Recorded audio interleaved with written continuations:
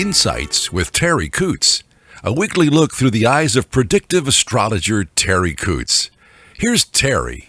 Hi everyone, this is Terri, and you're listening to Insights with Terri Coots. Thanks for joining me to explore again together June the 29th through July the 6th. Now, I'm going to keep the astrology part of it a little bit on the lighter side as far as time goes, because I'm trying to keep these a little bit more tight than they have been. But because not too much has changed in as far as the astrology goes. But I do want to focus on the telepathy, the maybe communication interspecies, and look at some of the opportunities that are being afforded to us lately. I mean, it's always been there, I know, but lately I'm finding the universe a little bit more adamant about trying to push this a little bit more to get humans a little bit more interested, a little bit more available to opening up our minds so that we can have this communication between interspecies. And not just that, it's not just animals, birds, it can be insects, and it can be a sense of, I don't even know how to explain it, guys, a sense of oneness with the trees, with the plants, with the earth. And I really sense this urgency from the universe to get us on board with understanding that Earth is an organism, a living, breathing organism, and we're all part of it. And how do we get these feelings? How do we sort all of this out? So that's what I'd like to be spending the time on. So the last few podcasts, I have dealt with it to a degree in short supply, but we're going to keep going with that too. So just quickly, that psychic energy of Cancer is still in our sun sign, and we're going to have that around us quite a bit in the next little bit. And the psychic energy of Scorpio, which is a very, very psychic energy field, is in the moon, and that's more towards the end of the week. So it's all combining. And then you look at Mars, which is the planet of our drive and passion, that's in Virgo. And Virgo lets us sort this out. Virgo helps us to understand what all this information is.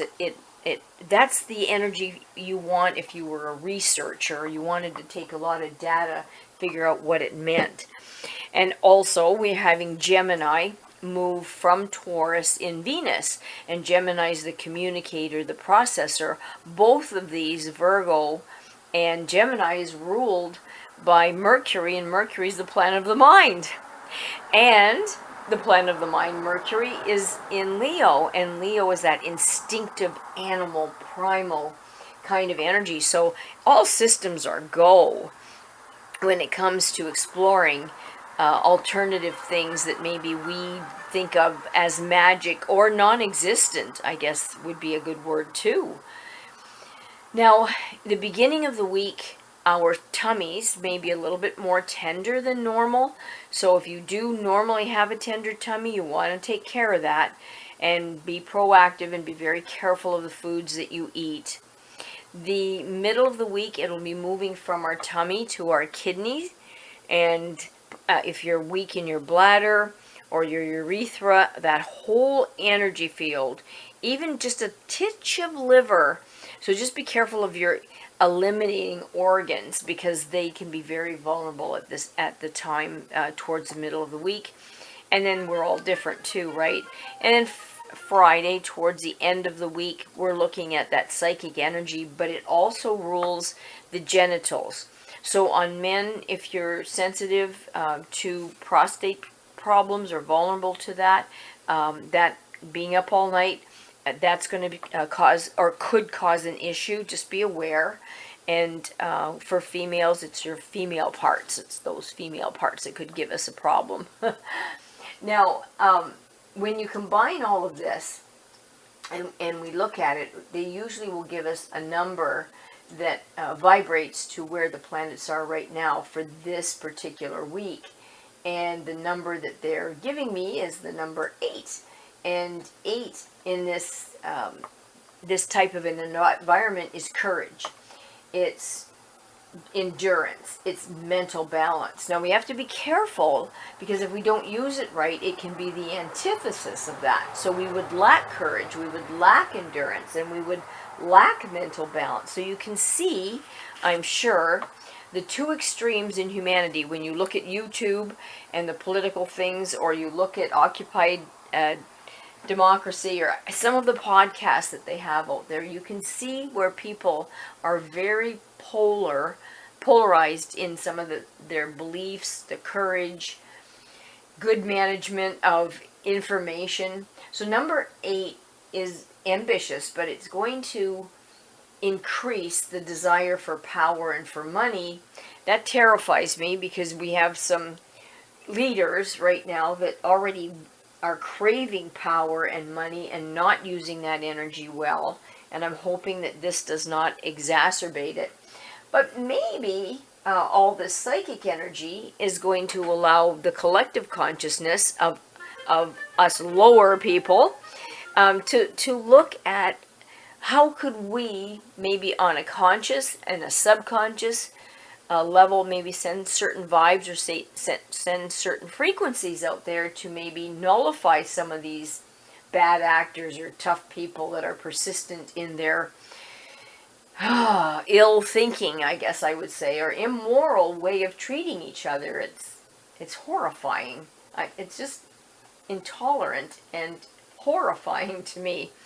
So we'll use that number 8 wisely if we can, with courage, with endurance, with understanding, and understanding what the consequences will be when we do things that are out of balance. And that's what it's trying to portray.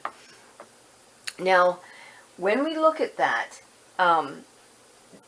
when you look at the psychic energy field, it'll be more around home, family, loyalty, because of that Cancer energy. That's where it identifies. But Scorpio's very psychic. That's a really psychic energy field. And I don't know if you've had a chance to maybe practice on your animals, or get to read those books that I'd mentioned in the last podcast, which is The Elephant Whisperer, and Dogs That Know When Their Owners Are Coming Home. And I've had personal experience with that all my life. All my animals know, even the ducks and the geese. It's really funny. And I do not have a schedule. My life is weird. But I'll come home and the geese are up, the ducks are up, the turkeys are up, and they're just standing there looking at me. Like, you should have been home 5 minutes ago. You sent the message 5 minutes ago. I've experimented with trying not to think about them on the way home, because I usually think, okay, when I get home, first thing I'll do is let the dogs out. Then I'm going to feed the geese and the ducks and all the feathered friends out there. Then I'm going to take my parrots and let them be out on the porch for a little bit. So I'm thinking of the animals and what I'm going to do with them. And maybe that thinking alerted everybody that I'm coming home. So I've tried as well to not do that, to listen to the radio, to have my thoughts in different directions, but they seem to just get it. Which kind of freaks me out, because then is it predetermined and they're just getting it because it was going to happen one way or another? Or am I just not good at blocking? I would love to have some answers to this, but there doesn't seem to be a good way to get answers in this. So we had talked, just to kind of recap, about how telepathy feels like your thoughts. And pictures and feelings. So I'll pick up something from a friend, maybe a thought or a feeling that they're having, and that'll nudge me to maybe give them a call. If I don't, I wish I did. So I've learned that frequency. And to recap from the last podcast as well, is that all of the animals, as I had said, all the puppies, the little baby turkeys that are out there right now, the little ducks, the little chicks, they all start with love. Love for everybody, love for their mother, love for all the other chickens, all the world. Me, I'm not a threat to them initially. But as life starts to get more scary for them and things happen, I see fear starts to I'm going to say grow. Maybe another chicken chased the little baby chicken and scared it, so now it's afraid of red chickens. Or maybe I lost my balance and almost stepped on it and took a couple of fast steps. Oh, now I'm afraid of humans. The dogs ran past on their way out to the agility field and startled maybe a duck. And now the ducks are saying, oh dear, that could be dangerous. Dogs barking can be bad things. So we learn environmentally to be fearful, to be cautious, which we need to be or we'd be dead, right? But it's the outside world that teaches us fear and not love. We're born, animals, people, we're born with that love to begin with. So it's an energy field that I wish we could keep nurturing here. But the more we practice, the more you practice that thought, the more you practice, this is how it feels, the more you understand it, the more it means something to you, the more the communication becomes easier and easier. So I'm suggesting practice feeling who's on the phone, practice checking in with a friend and maybe share stories. I was thinking of you today, and oh, what time was that? Because. So the universe will allow stories to be told to each other to reinforce and to teach you. It's kind of a reward. Let me give you an example. There is a friend of mine that's just starting a journey. She's just starting the journey on saying maybe there's something out there. Maybe there's more to this world than we think there is. And she brought her dog out, and I had just bought a particular brush that's really good for getting the undercoat out of the dogs. Just phenomenal. But it was introduced to me by another person earlier in the week who's a newbie in dogs. But I thought, yeah, it's just another brush. But when I got a hold of it, no, it's a great brush. And I go running, and he gets one for me, Marketplace. Good price, and I brush my dogs. I got hair everywhere. I can hardly wait to show my new client friend this new brush. So as I meet her out in the agility field, she pulls out a brush that's identical to the one that I just bought, and she said, look what I just bought. Now, there are a bazillion brushes out there. I mean, if you've ever looked at dog brushes, there's hundreds of them.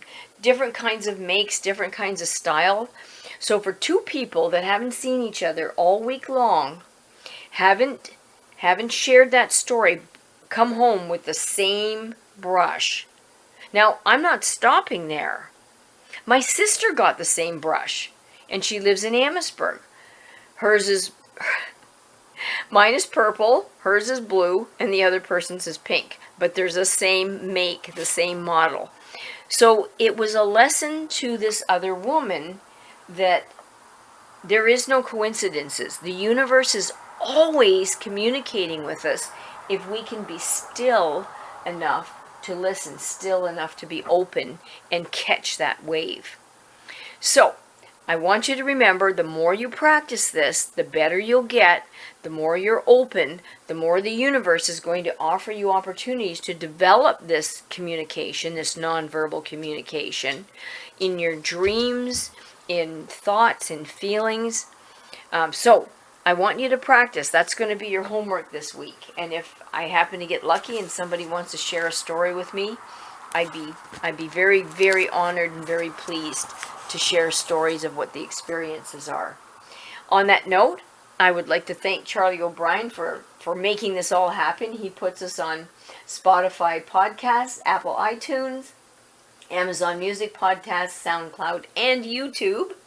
And I thank him, and he's got the radio station, The Big, and then the number 8.com, which is all of our old music that makes us feel so good. And that's always streaming live. And we're starting classes for the dogs.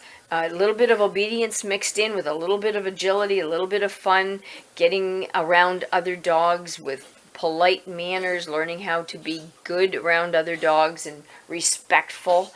And on the farm, You'll have a tired dog. You'll have a dog that's working more towards listening to you and not 1,000 things that are going on and around them. More focused interaction and fun. So you're absolutely welcome. It starts on Tuesday. And again, I want to thank Charlie for all of this. And you for listening, for putting up with me, for listening. And then maybe we can all get a collective consciousness going that supports and helps each other move forward. Thanks again, everybody. If you'd like a reading for yourself, don't hesitate to call or text 519-726-6699, or you can email me at terri.coutts@gmail.com. Have a wonderful week, everybody. Stay cool. Watch your pets. Be kind to each other. Bye for now. Thanks for listening to Insights with Terri Coots. Visit Terri's website at terriworld.com. TERRI world.com.